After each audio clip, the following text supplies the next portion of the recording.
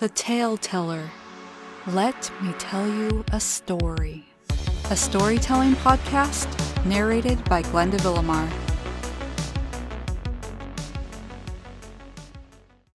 In the year 2157, space travel had become a common form of travel. Starships traveled the galaxies, carrying passengers and crew members to different planets, stations, and galaxies.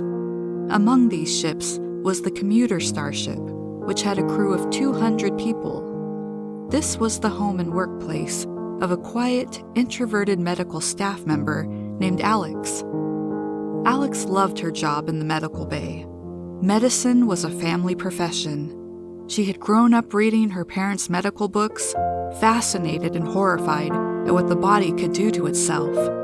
It seemed a natural fit for her to go into medicine. Alex had a habit to her day. Every day after work, she would exercise in the ship's training room, and then her favorite part of the day would begin.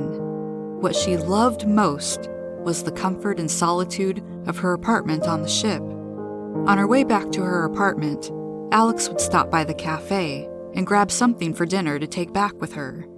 When she got to her apartment, she would set the food on her coffee table, throw off her uniform jacket, and pour herself a brandy. She would take in a calming, deep breath. She loved being tucked away in her small, cozy space. She would then plop down on her couch, eat her dinner, sip the brandy, and listen to the low rumble of the ship.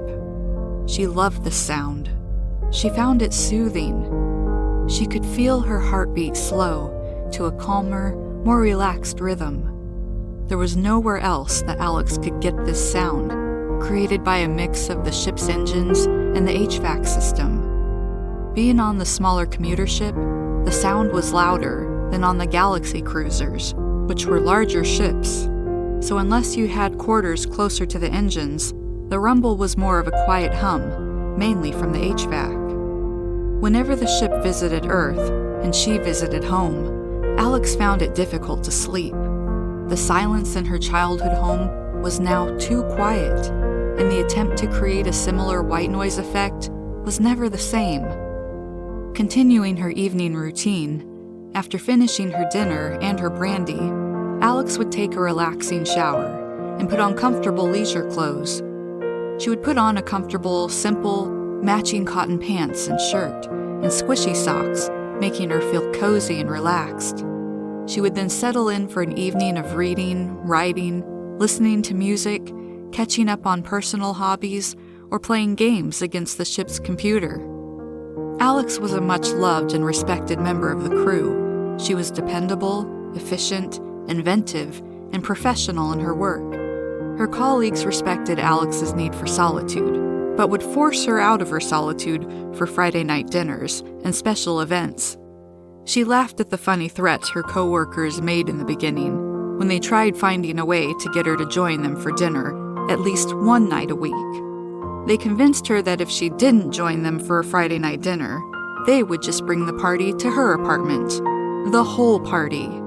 Everyone in Medical Bay. And all of her colleagues waited with glee to see if she took their threat seriously, because they really were going to bring the party to her place if she didn't show up. They cheered when she walked into the cafe to join the party, and now that was her Friday night routine. As Alex was writing in her journal this evening, she was thinking about how this was her 5th year working on the ship, and she and her coworkers that she had started with were now at that point in their career that they could be promoted up to working on a Galaxy-class ship. Her coworkers were excited. They couldn't wait to get their place on a Galaxy ship. A couple of her coworkers had already received their letters of invitation to join the crew of the larger ships, and she wondered what she would decide when she would inevitably receive hers. The Galaxy ships had crews of at least 1,200. The medical facilities on those ships were more modern, the apartments bigger, the activities and food options for crew more numerous. Her commuter starship was comfortable, functional, and efficient, but it definitely wasn't like the larger ships, and you traveled further and went to a wider variety of destinations. Alex was content with her commuter starship. She liked the simplicity of it. She was afraid she would find a Galaxy-class ship overwhelming, with so many more people and so many options. She wasn't sure if she really would want that kind of change. She loved her peaceful moments on her commuter ship. She loved the low rumble of the ship, the familiarity of her workplace, and the comfort of her personal space.